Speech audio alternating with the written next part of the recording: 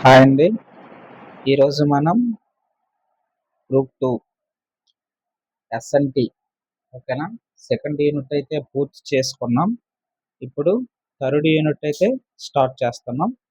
ఓకేనా? Second unit complete చేసుకున్నాం. ఇప్పుడు థర్డ్ యూనిట్‌లోకి అయితే వెళ్తున్నామనమాట. థర్డ్ యూనిట్‌లో మెయిన్‌గా మనకి ఇక్కడ వచ్చేసి ఎకాలజీ గురించి మెయిన్‌గా ఉంటుంది మనకి థర్డ్ యూనిట్. ఒకసారి మీరు సిలబస్ కాపీని ఒకసారి చెక్ చేసుకోండి. ఓకేనా? మనకి ఎకాలజీ గురించి ఉంటుంది. తర్వాత వాటి యొక్క స్థాయిల గురించి ఉంటుంది. ఓకేనా? తర్వాత ఎకోసిస్టమ్. ద మెయిన్ టాపిక్కే మనకి థర్డ్ యూనిట్ ఏంటంటే ఎకాలజీ అండ్ ఎకోసిస్టమ్. ఓకేనా? వాటి గురించే ఉంటుంది. తర్వాత మనకి అందులో భాగాలు ఏమేమి ఉంటాయి, ఏమేమి వస్తాయి. ఓకేనా? కన్జ్యూమర్ సూట్ అన్నీ వస్తాయన్నమాట. ఓకేనా? అలాగే నిర్జీవ భాగాలు ఏంటి, అలాగే ఎకోసిస్టమ్ రకాలు ఏంటేంటి ఉన్నాయి అవన్నీ మనం చూస్తామన్నమాట. టెరిస్ట్రియల్, ఆక్వాటిక్, ఓకేనా, మెరైన్. తర్వాత మనం ఆర్టిఫిషియల్ ఎకోసిస్టమ్ చూస్తాం. ఎకోసిస్టమ్ విధులేంటి ఇవన్నీ మనం చూస్తాం. పిరమిడ్ల యొక్క రకాలు, అలాగే ఎకలాజికల్ బ్యాలెన్స్ ఎలా జరుగుతుంది, శక్తి అనేది ఎలా ప్రవహిస్తుంది, లెండమన్ సూచించిన 10% ఎలా మనకి మాత్రమే నెక్స్ట్ ఫుడ్ వెబ్లోకి వెళ్తుంది, తర్వాత జీవికి వెళ్తుందని ఇవన్నీ మనం చూస్తాం అనమాట. ఓకేనా? తర్వాత మెయిన్గా వచ్చేసి ఫుడ్ చైన్ చూస్తాం. తర్వాత ఫుడ్ వెబ్ గురించి, ఆ పిరమిడ్స్ నెంబర్ బట్టి పిరమిడ్స్ బేస్ అనేది ఉంటుంది. అలాగే మాస్ బట్టి, ద్రవ్యరాశి బట్టి పిరమిడ్ ఎలా ఉంటుంది, నిటారుగా ఉంటుందా లేకపోతే తలకిందులుగా ఉంటుందా, ఇవన్నీ మనం చూస్తామన్నమాట. ఓకేనా? అలాగే మనకి బయోడైవర్సిటీ చూస్తాం. తర్వాత ఇలా ఇవన్నీ మనం చూస్తామన్నమాట. ఓకేనా? ఇది అవుటర్ వ్యూ. ఇది కానీ మీరు చూసినట్లయితే 1 to 2 మార్క్స్ వస్తాయి. ఇక్కడ ఇన్ డెప్త్గా మనం వెళ్తాం కాబట్టి ఓకేనా, 15 to 20 మార్క్స్ అయితే మనం కవర్ చేస్తామన్నమాట. అలాగే తర్వాత హాట్ స్పాట్స్ గురించి, బయోడైవర్సిటీ హాట్ స్పాట్స్ టోటల్గా మనకి 36 ఉన్నాయి. ఓకేనండి? మన భారతదేశంలో అయితే 4 ఉన్నాయి. అలాగే బయోడైవర్సిటీ కన్జర్వేషన్ సంరక్షణకి మనం ఏంటేంటి తీసుకున్నాం, చర్యలు ఏవైనా తీసుకున్నామా అనేది కూడా మనం చూస్తామన్నమాట. ఓకేనా? తర్వాత ఇన్సెటివ్ కన్జర్వేషన్, ఎక్సిటివ్ కన్జర్వేషన్ ఇవి కూడా చూస్తాం. ఓకేనా? ఏవైనా అంతర్జాతీయ ఒప్పందాలు ఏమైనా చేసుకున్నామా అవి కూడా చూస్తాం. ఓకేనా? రియో ఎర్త్ సమ్మిట్లో భాగంగా 1992 ఓకేనా, ఇందులో భాగంగా మనం కొన్ని ముఖ్య అంతర్జాతీయ ఒప్పందాలు చూస్తాము. అందులో మొట్టమొదటిది ఇది బయోడైవర్సిటీకి సంబంధించింది కాబట్టి దీనికి సంబంధించింది కన్వర్షన్ ఆన్ బయోలాజికల్ డైవర్సిటీది చూస్తామన్నమాట. ఓకేనా? బెనిఫిట్స్ ఆఫ్ షేరింగ్ ఆ ఎర్త్ సమ్మిట్లో ఏమేమి డిస్కస్ చేస్తామని అన్ని కూలంకషంగా చర్చిస్తాం. తర్వాత కార్టజినా ప్రోటోకాల్ కూడా ఉంటుంది 2000. అలాగే నగోయా ప్రోటోకాల్ 2010. ఓకేనా? కుమ్మింగ్ మాంట్రియల్ గ్లోబల్ బయోడైవర్సిటీ ఇవన్నీ కూడా మనం చూస్తాం అన్నమాట తర్వాత. ఓకేనా? భారత జీవ వైవిధ్య చట్టం 2002లో మనం తెచ్చుకున్నాము. ఈ 2002లో మనం బయోడైవర్సిటీ యాక్ట్ తీసుకున్నాము. అలాగే 1980 అటవీ సంరక్షణ చేసుకున్నాం యాక్ట్. అలాగే 1986లో మనం పర్యావరణ పరిరక్షణ యాక్ట్ చేసుకున్నాము. అలాగే 1974, అలాగే 1981. ఓకేనా? ఇది వాయు కాలుష్యము, ఇది జల కాలుష్యము. ఓకేనా? ఈ యాక్ట్లు అయితే మనం చేసుకున్నాం. ఇవన్నీ ఒకసారి ఈ కోవలో చదువుకోవాలి. అలాగే వైల్డ్ లైఫ్ కన్జర్వేషన్. ఓకేనా? సైట్స్ గురించి కూడా చూస్తాము. ఓకేనా? ఎండేంజర్డ్ స్పీసెస్ అనమాట. Convention on international trade in endangered species. ఓకేనండి? ఇది కూడా మనం చూస్తాం అనమాట. విత్ ఫ్లోరా అండ్ ఫనా, ఇక్కడ జంతువు మరియు అలాగే మొక్కల గురించి కూడా ఈ యాక్ట్ అనేటటువంటిది తీసుకొచ్చాము. 73లో ప్రారంభమైంది, అమలు మాత్రం 75. ఇవన్నీ చూస్తాం. దాని హెడ్ క్వార్టర్స్ జెనీవాలో ఉంది. 1లో ఏటేటి ఉన్నాయి, 2లో ఏమేమి ఉన్నాయి ఇవన్నీ మనం డిస్కషన్ అనేటటువంటిది చేస్తాం. మరి భారతదేశంలో ఏవైనా ప్రమాదములు ఉన్నాయా? ఎండేంజర్డ్ అంటే ఇవన్నీ ఉన్నాయి. ఇవన్నీ కూడా మనం చూస్తామన్నమాట. ఓకేనా? తర్వాత బయోస్ఫియర్ రిజర్వ్స్. ఓకేనా? మన భారతదేశంలో 18 ఉన్నాయి. అలాగే నేషనల్ పార్క్స్ ఇంపార్టెంట్. అలాగే వైల్డ్ లైఫ్ శాంచురీస్. ఓకేనండి? Wildlife sanctuaries, national parks, biosphere reserves. Wildlife అలాగే national parks, wildlife sanctuaries. Wildlife sanctuaries 573 ఉన్నాయి. ఓకేనండి? బయోడైవర్సిటీస్. ఓకేనా?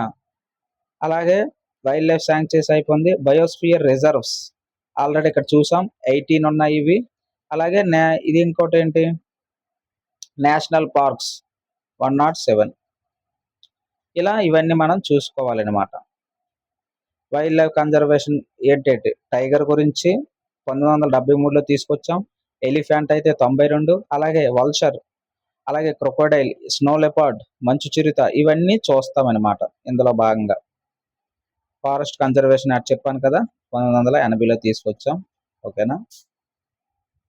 అలాగే ఎన్విరాన్మెంట్, అలాగే కాంపాక్ట్ ఇవన్నీ తీసుకొచ్చామన్నమాట. ఇటీవలి కార్యక్రమాలు ఏవేవి ఉన్నాయో ఇవన్నీ మనం చూస్తాము. Important. National green hydrogen mission already 2వ యూనిట్లో మనం కవర్ చేసుకున్నాం ఈ హైడ్రోజన్ మిషన్ గురించి. మెయిన్గా మనం ఈ టాపిక్స్ కవర్ చేసుకుంటే ఈ 12 టాపిక్స్ మనకి ఆటోమేటిక్గా 15 to 20 మార్క్స్ మనకి ఈజీగా రావడానికి అవకాశం ఉంటుంది. ఓకేనండి? ఇది టోటల్ వ్యూ అనమాట. ఏది థర్డ్ యూనిట్. థర్డ్ యూనిట్ మనకి ఎకాలజీ నుంచి స్టార్ట్ అవుతుంది అనమాట. ఎకాలజీ అండ్ ఎకోసిస్టమ్, బయోడైవర్సిటీ వీటి పేర్లు మనకు తెలుసుకోవాలన్నమాట. అప్పుడే మనకేంటంటే ఫుల్ డెప్త్ ఆఫ్ నాలెడ్జ్ వెళ్ళడానికి అవకాశం ఉంటుంది. ముందుగా మనం చూసుకుంటే ఈ యొక్క ఎకాలజీకి, ఎకోసిస్టమ్కి, బయోడైవర్సిటీకి వీటికి తేడా మనకు తెలియాలన్నమాట. అప్పుడే సబ్జెక్ట్ అర్థమవుతుంది. ఫస్ట్ మనం ఏం చూద్దామంటే ఎకోసిస్టమ్ చూద్దాం. ఓకేనండి? ఎకోసిస్టమ్. ఈ ఎకోసిస్టమ్ ఏంటి అంటే తెలుగులో ఆవరణ వ్యవస్థ. ఆవరణ వ్యవస్థ అని అంటాము ఎకోసిస్టమ్ అనేది. ఎకాలజీ అనేది, ఎకాలజీ అంటే మనకి ఇంపార్టెంట్. ఓకేనా? ఇది బయాలజీలో ఒక పార్ట్ అనమాట. ఓకేనా? ఇది మనకేంటి బయాలజీలో ఒక పార్ట్. ఎకాలజీ అనేటటువంటిది బయాలజీలో ఒక పార్ట్గా మనం చూస్తాం.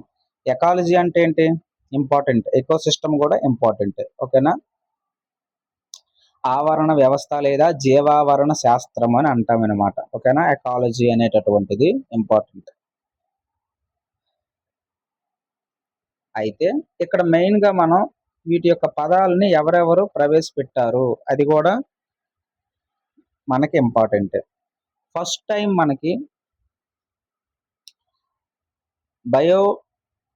బయాలజీ గురించి తెలియాలి. ఓకేనా? ఏంటి బయాలజీ? ఇది యాక్చువల్గా ఇంగ్లీష్ టర్మ్ అనమాట. ఓకేనండి? ఇది మనకి English term.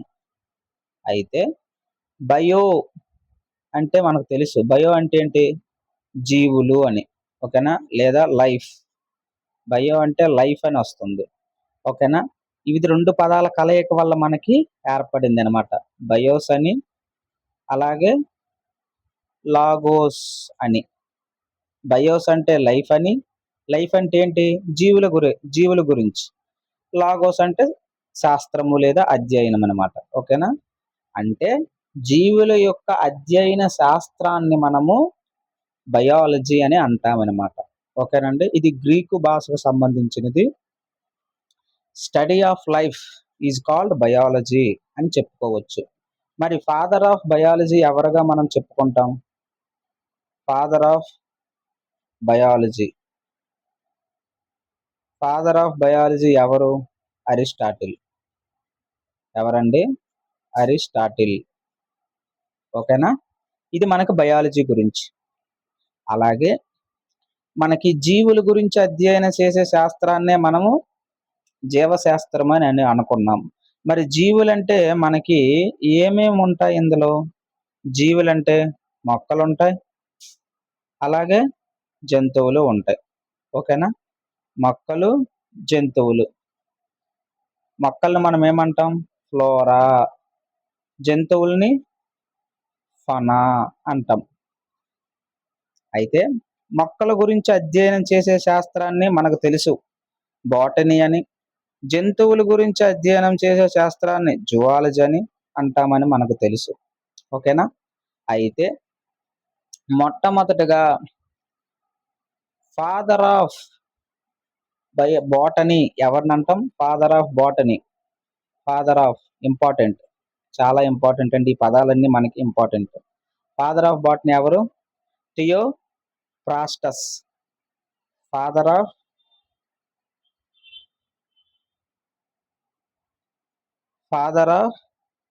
Botany. Father of botany ఎవరు? థియోఫ్రాస్టస్.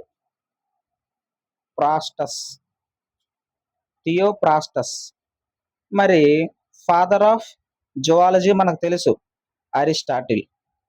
ఫాదర్ ఆఫ్ జువాలజీ అన్న అరిస్టాటిలే, ఫాదర్ ఆఫ్ బయాలజీ అన్న అరిస్టాటిలే. ఇదంతా మనకు తెలుసుకోవాలన్నమాట. ముందు ఎకాలజీ గురించి తెలుసుకునే బదులు, ఎకాలజీ అనేది బయాలజీలో ఒక పార్టే. ఆ ఎకాలజీ గురించి మనం తెలుసుకోవాలంటే ఇదంతా ముందు తెలుసుకోవాలన్నమాట. అంటే ఎకాలజీ అంటే అర్థం ఏంటి? జీవులు, పరిసరాలు, ఈ రెండిట్ల యొక్క కలయికే మనకి ఎకాలజీ అని మనం అంటామన్నమాట. ఓకేనా? ఈ ఎకాలజీ అని అంటాం. ఆవరణ శాస్త్రము, ఆలజీ అంటే శాస్త్రము. ఓకేనండి? ఇది మనకి ఎకాలజీ కింద వస్తుంది. మరి ఈ ఎకాలజీ అనేటటువంటి పదాన్ని పర్యావరణము లేదా జీవావరణము, ఓకేనా, పర్యావరణము లేదా జీవావరణము అనేటటువంటి పదాన్ని ముందు ఎవరు వాడారు అని అంటారు అనమాట. ఎకాలజీ అనే పదాన్ని ముందు ఎవరు వాడారు అనేటటువంటిది ఇంపార్టెంట్. మనకి 1885లో అయితే ఒక అతను వాడారు, రేటర్. ఓకేనా?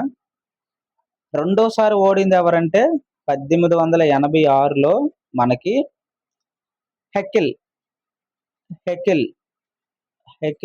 ఓకేనా? ఈ రెండిట్లో ఏదో ఒక ఆప్షన్ మనకి ఇస్తాడు, అది మనం గుర్తించుకోవాలన్నమాట. ఎగ్జామినేషన్లో 86 ఎవరో ఒకరిదే ఇస్తారు, రేటర్ అయినా ఇస్తారు, హెకిల్ అయినా ఇస్తారు. మనకి చాలా బుక్స్లో మనకి 1886 హెకిల్ అనేటటువంటి వ్యక్తే మనకి ఎకాలజీ అనే పదాన్ని మొట్టమొదటగా ఓడాడని ఇస్తారనమాట. ఓకేనా? మరి ఈ ఆవరణ వ్యవస్థ పదాన్ని కనిపెట్టింది ఎవరు? వీలైతే వాడారు, బాగానే ఉంది. మరి ఆ పదాన్ని కనిపెట్టింది ఎవరు అనేటటువంటిది కూడా ఇంపార్టెంటే. ఓకేనా? ఆవరణ వ్యవస్థ, ఎకో సిస్టమ్. ఓకేనండి? ఆవరణ శాస్త్రం అంటే ఎకాలజీ, అదే ఆవరణ వ్యవస్థ అంటే ఎకో సిస్టమ్. గుర్తుంచుకోండి, మర్చిపోకండి. ఆవరణ వ్యవస్థ ఇక్కడ మనకి ఇంపార్టెంట్. అన్ని ఒక దగ్గరే రాసేస్తాను ముందు, అది మనకి బెటర్. ఓకేనా? ఎకాలజీ అంటే ఎవరు వస్తారు మనకి? హెకిల్ వస్తారు. అదే ఎకో సిస్టమ్ అంటే ఆవరణ వ్యవస్థ. ఇది ఆవరణ వ్యవస్థ. మరి ఇది ఇంపార్టెంట్ అండి. ఓకేనా? ఎకో సిస్టమ్, ఆవరణ వ్యవస్థ. అదే ఎకాలజీ, ఆవరణ శాస్త్రం. ఓకేనా?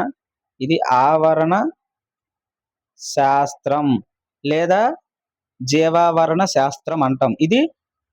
ఇది శాస్త్రము, ఇది వ్యవస్థ, అది ఇంపార్టెంట్. మరి ఈ ఎకో సిస్టమ్ అనేటటువంటిది ఎవరు ప్రవేశపెట్టారు? ముందుగా మనకి ఈ పదాన్ని ఏజీ టాన్స్లే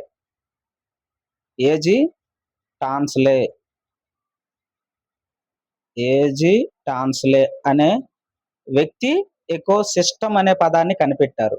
ఓకేనా? ఉపయోగించారని చెప్పొచ్చు. మరి ఎకాలజీ అనే పదాన్ని ఎవరు ఉపయోగించారు? హెకిల్ 1886 సంవత్సరములో. ఇంపార్టెంట్. రెండిట్లకి ఇప్పుడు మనకి డెఫినేషన్ అర్థమైంది. ఒకటి ఎకాలజీ, ఇంకొకటి ఎకో సిస్టమ్.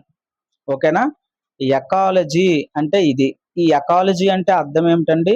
ఆవరణ శాస్త్రము. ఓకేనా? మరొకసారి మనకి ఇక్కడ 2 పదాలు అర్థమయ్యాయి. ఎకాలజీ. ఎకాలజీ అంటే ఏంటి? ఆవరణ శాస్త్రము. ఆవరణ శాస్త్రం అంటే ఏంటి? పర్యావరణము శాస్త్రం అని కూడా అంటాం. అంటే పరి అంటే చుట్టూ ఉన్నదని అర్థం అనమాట. ఓకేనా? ఇందులో ఏవేవి ఉంటాయి? జీవులుంటాయి, అలాగే పరిసరాలు. పరి ఆవరణము. ఓకేనా? పరిసరాలు ఉంటాయన్నమాట. జీవులు, పరిసరాలు కలిపితేనే మనకి ఎకాలజీ వస్తుంది.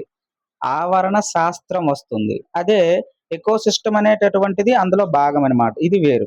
ఓకేనా? మరి ఫాదర్ ఆఫ్ ఎకాలజీ ఎవరు? అది కూడా అడుగుతారు. Father of ecology. Father of ecology ఎవరు? Father of ecology E P Odum. Father of ecology. Father of ecology ఎవరండి? E P Odum. E P Odum. Important. E P Odum. ఓకేనా? మరి ఇది ఈ ఫాదర్ ఆఫ్ ఎకాలజీ అంటే ఈపి ఓడెం అంటాం. మరి భారతదేశానికి ఫాదర్ ఆఫ్ ఎకాలజీ ఎవరు? ఓకేనా? భారతదేశానికి ఫాదర్ ఆఫ్ ఎకాలజీ పితామహుడు అనమాట. ఓకేనా? మరి ఫాదర్ ఆఫ్ ఇండియన్ ఎకాలజీ ఎవరు? రామ్దేవ్ మిశ్రా. ఎవరండి? Ramdev Mishra father of Indian ecology. అదే ప్రపంచానికి లేదా ఫాదర్ ఆఫ్ ఎకాలజీ అనగానే ఈపి ఓడెం అంటాం. ఫాదర్ ఆఫ్ ఇండియన్ ఎకాలజీ అంటే రామ్దేవ్ మిశ్రా అని అంటాం. అది మనం గుర్తుంచుకోవాలన్నమాట. ఈ ఎకాలజీ అనేటటువంటిది 2 గ్రీకు పదాల నుంచి వచ్చింది. ఓకేనా? ఈ ఎకాలజీ అనేటటువంటిది మనకి 2 గ్రీకు పదాల నుంచి వచ్చింది అనమాట. ఏంట ఆ 2 గ్రీకు పదాలంటే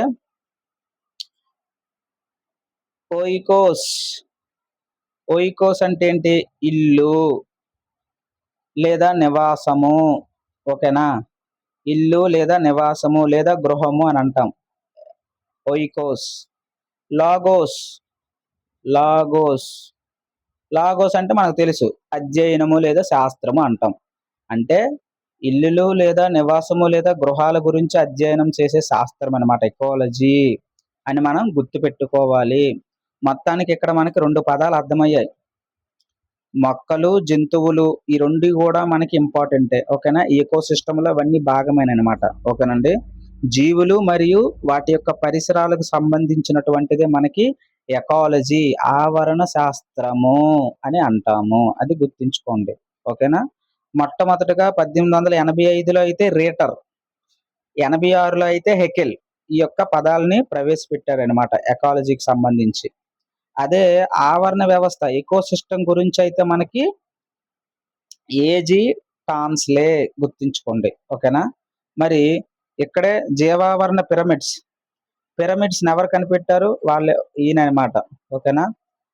జీవావరణ పిరమిడ్స్ అని అంటామన్నమాట. ఓకేనా? ఈ జీవావరణ పిరమిడ్స్ అంటే ఎవరు కనిపెట్టారంటే చార్లెస్ ఎల్టన్. ఓకేనా? Charles Elton. ఈ చార్లెస్ వీటిల్లే మనము శక్తి పిరమిడ్లు లేదా జీవావరణ పిరమిడ్లు లేదా ఎల్టోన్ పిరమిడ్స్ అంటాం అనమాట. ఓకేనా? ఆయన పేరు మీద వచ్చాయి ఇవన్నీ కూడా. మనకి ముఖ్యంగా 3 పదాలు అర్థం అవ్వాలి. 1 ఎకాలజీ, 2 ఎకోసిస్టమ్,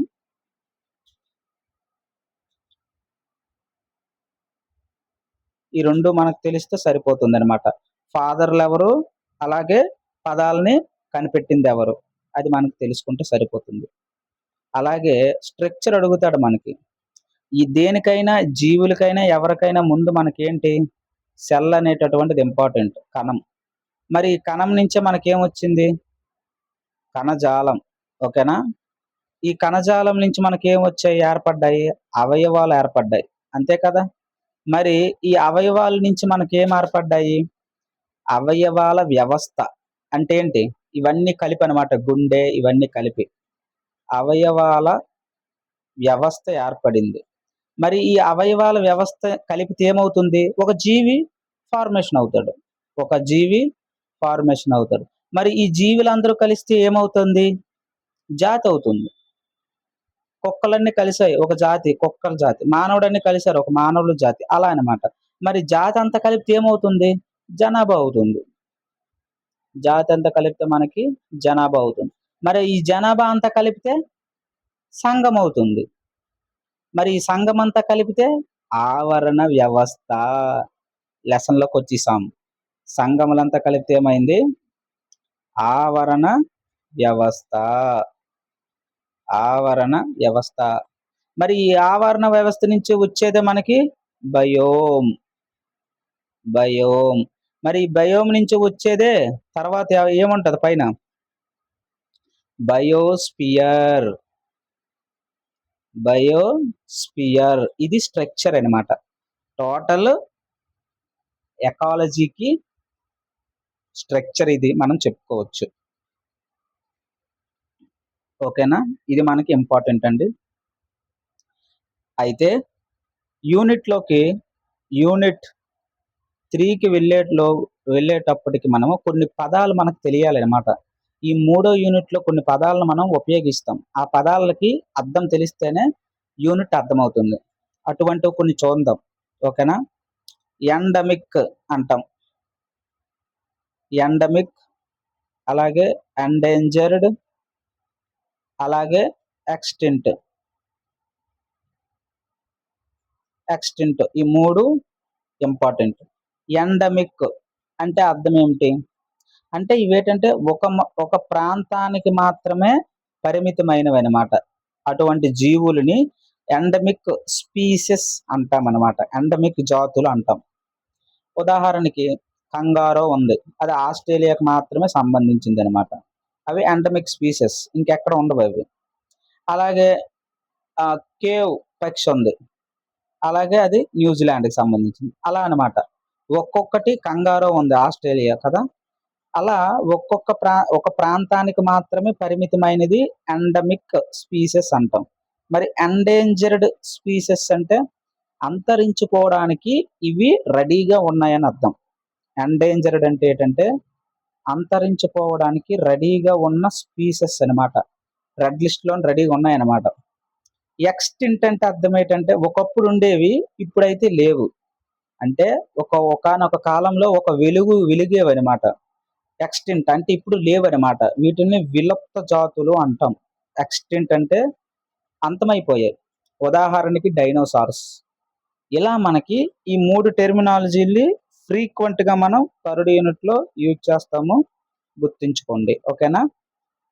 అలాగే కొన్ని టెర్మినాలజీస్ ఇంపార్టెంట్ అన్నమాట.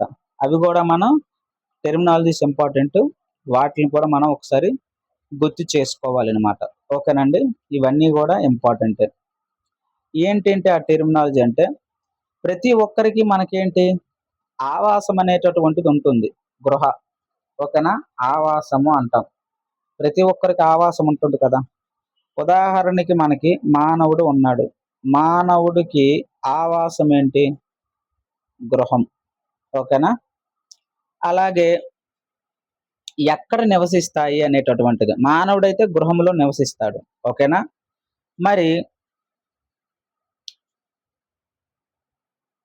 Zero, zero fights.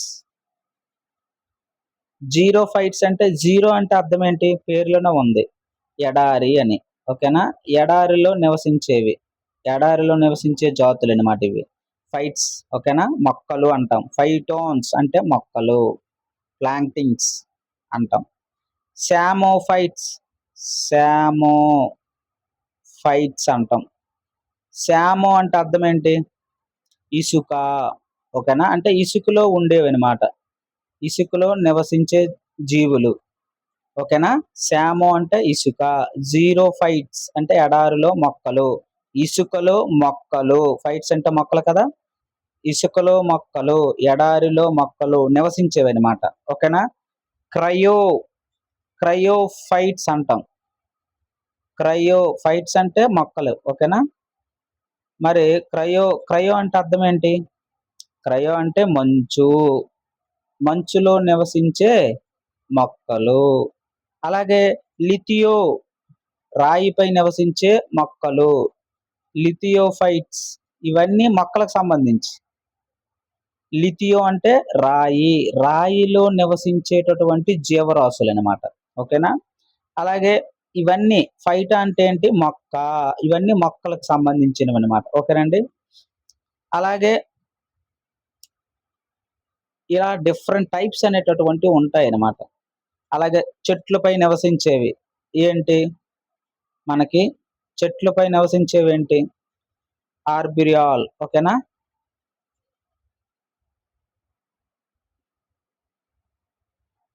ఆర్బిరియాల్ అంటే చెట్ల పైన నివసించేటటువంటివన్నమాట.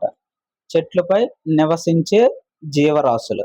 అలాగే చెప్పుకున్నాం జీరోఫైట్స్ ఎడారిలో నివసించేవని, సామోఫైట్స్ సామో అంటే ఇసుక, ఇసుకలో నివసించేవని, క్రయో అంటే మంచు, మంచులో నివసించేవని, లిథియో అంటే రాయి, రాయి పైన నివసించేవని. ఇవన్నీ మొక్కలనమాట. ఓకేనా? ఇలా డిఫరెంట్ టైప్స్ అనేటటువంటి మనకి ఈ యొక్క థర్డ్ యూనిట్‌లో మనకి వస్తాయన్నమాట. ఓకేనండి. మరి ఈ అంతటికి ఈ జీవావరణ వ్యవస్థకి ఈ జీవావరణ లేదా ఈ పర్యావరణ వ్యవస్థకి మూల కారణం ఏంటి? మూల కారణం ఏంటి? Primary producers. ఓకేనా? ప్రైమరీ ప్రొడ్యూసర్సే మనకి మూల కారణమనమాట. ఉత్పత్తిదారుడు వల్లే ఇదంతా జరుగుతుంది. అంతే కదా! అంటే జీవుల్ని మనకి న్యూట్రిషన్ మనం 2 రకాలుగా విభజించుకోవచ్చనమాట. ఓకేనండి. న్యూట్రిషన్‌ని మనం 2 రకాలుగా విభజించుకోవచ్చు. ఏంటేంటి? ఆటోట్రోఫిక్ అలాగే హెటెరోట్రోఫిక్. 2 రకాలుగా మనం న్యూట్రిషన్‌ని విభజించుకోవచ్చు. ఆటోట్రోఫిక్ అంటే ఏంటి? అంటే తనకు కావలసినటువంటి ఆహారాన్ని తనే తయారు చేసుకునేటటువంటి జీవరాశులను మనం ఆటోట్రోఫిక్ న్యూట్రిషన్స్ అంటాం. అంటే స్వయం పోషకాలు అని అంటామనమాట. ఎవరు? ఈ సృష్టిలో ఎవరు? మొక్కలు. ఓకేనా? దానికి కావలసినటువంటిదేంటి? గాలిలో ఉండేటటువంటి ఆ గాలిలో ఉండేటటువంటి కార్బన్ డయాక్సైడ్‌ని, భూమిలో ఉండేటటువంటి నీరుని, ఓకేనా? కార్బన్ డయాక్సైడ్‌ని, అలాగే వాటర్‌ని ఈ రెండిటిని ఇదేం చేస్తది? లైట్ కాంతి సమక్షంలో మనకి క్లోరోఫిల్ ఓకేనా? కాంతి సమక్షంలో మనకి ఏం చేస్తది? స్టార్చ్ పిండి పదార్థాన్ని తయారు చేసుకుంటదనమాట. C6H12O6 ఓకేనా? ఈ యొక్క రియాక్షన్‌లో మనకేంటి ఎండ్ ప్రొడక్ట్స్ కార్బన్ డయాక్సైడ్ అలాగే వాటరు. ఈ 2 మనకి ఎండ్ ప్రొడక్ట్స్ కింద మనకొస్తాయన్నమాట. ఓకేనా? ఒకసారి ఫోటోసింథసిస్ కిరణజన్య సంయోగ క్రియ ఈక్వేషన్ గాని మనం చూసుకుంటే మనకు తెలుసు 6CO2 ప్లస్ 12H2O. ఇక్కడ మనం గాలిలో ఉండేటటువంటి కార్బన్ డయాక్సైడ్. ఇదే మనకి మూలమనమాట. ఒక బ్యాలెన్స్‌డ్ ఎకోసిస్టమ్ రన్ అవ్వాలంటే మొక్కలకి కార్బన్ డయాక్సైడ్ కావాలి. మనకి ఆక్సిజన్ కావాలి. ఓకేనా? మనకు కావాల్సింది అదిస్తుంది. దానికి కావాల్సింది మనం ఇస్తున్నాం. ఇలా మనకి జీవరాశులన్నీ కూడా ఏంటంటే బ్యాలెన్స్‌డ్‌గా వెళ్తాయన్నమాట. ఇలా చేయడం వల్ల మనకేమొస్తుంది? C6H12O6 ఓకేనా? ఇది అసలైన పదార్థము. దాంతో పాటు కార్బన్ డయాక్సైడ్ వస్తుంది. అలాగే వాటర్ కూడా వస్తుంది. ఇది మనకి మెయిన్ ఈక్వేషన్. ఎండ్ ప్రొడక్ట్స్ అయితే కార్బన్ డయాక్సైడ్ ఓకేనండి. కార్బన్ డయాక్సైడ్, వాటర్ ఓకేనా? ఇంపార్టెంట్. నెక్స్ట్ ఇదే మనకి ముఖ్యమైనటువంటి ఓకేనా? అయితే ఇక్కడ మనం మెయిన్‌గా ఇంకా జీవరాశుల గురించి మనం తెలుసుకోవాలంటే మెయిన్‌గా మనం వెళ్ళాల్సిందేంటంటే కొన్ని టెర్మినాలజీస్ మనకి తెలియాలనమాట. ఓకేనండి. కొన్ని టెర్మినాలజీస్ మనకు తెలియాలి. ఆ టెర్మినాలజీస్‌లో భాగంగా ఒక 2, 3 టెర్మినాలజీస్ ఈరోజు చూద్దాం. తరువాత కంటిన్యూషన్ అనేటటువంటిది చేద్దాం. ఓకేనా? ముందు ఎకలాజికల్ నీచే అంటాం. ఎకలాజికల్ నీచే అని. ఏంటి ఎకలాజికల్ నీచే అంటే ఒక జీవి, ఒక జీవి యొక్క యాక్టివ్‌నెస్, పార్టిసిపేషన్ ఎంతుంది అనేటటువంటిది ఇంపార్టెంట్ అనమాట. జీవి యొక్క జీవి యొక్క పార్టిసిపేషన్ రేట్ అనమాట. Active participation rate. దాన్ని మనం ఎకలాజికల్ నీచే అని అంటామనమాట. ఉదాహరణకి మనం తీసుకోండి, పుట్టిన పిల్లోడు తీసుకోండి. ఒక 6-7 మంత్స్, 8 మంత్స్ ఉన్నాడు. వాడి పార్టిసిపేషన్ రేట్ ఎక్కువగా ఉంటుందనమాట. బొంగురుతాడు, అటు తిరుగుతాడు, ఇటు తిరుగుతాడు. ఆ మంచం మీదకి లెగడానికి ట్రై చేస్తాడు, అవి పట్టుకుంటాడు, ఇది చేస్తాడు, కొరుకుతాడు, ఆడుతాడు, పాడుతాడు, అరుస్తాడు, ఇవన్నీ చేస్తాడు. అంటే ఆడి యాక్టివ్ పార్టిసిపేషన్ రేట్ ఎక్కువగా ఉందనమాట. ఓకేనా? ఎకలాజికల్ నీచే అని అంటాము దాన్ని. ఓకేనా? ఈ టెర్మినాలజీస్ గుర్తుంచుకోండి. అలాగే ఎకటోన్, ఇంకోటేంటంటే టెర్మినాలజీ ఎకటోన్. ఏంటి ఎకటోన్ అంటే ఒక 2 పెద్ద ఆవరణ వ్యవస్థలను వేరు చేసేటటువంటిదనమాట. దాన్ని మనం ఎకటోన్ అంటాం. ఉదాహరణకి చిత్తడి నేలలు, లేదా చిత్తడి నేలలు తెలుసు కదా, వెట్లాండ్స్. ఇవి చిత్తడి నేలలు. ఓకేనా? తడి తడిగా, పొడి పొడిగా ఉంటాయన్నమాట చిత్తడి నేలలు. ఇదొక వ్యవస్థ. అలాగే మడ అడవులు ఉన్నాయి, మాంగ్రూవ్స్, మడ అడవులు. ఓకేనా? ఇదొక ఆవరణ వ్యవస్థ. ఇదొక వ్యవస్థ, ఇదొక వ్యవస్థ. ఈ రెండింటిని ఒక గట్టు వేరు చేస్తుంది అనుకోండి. ఓకేనా?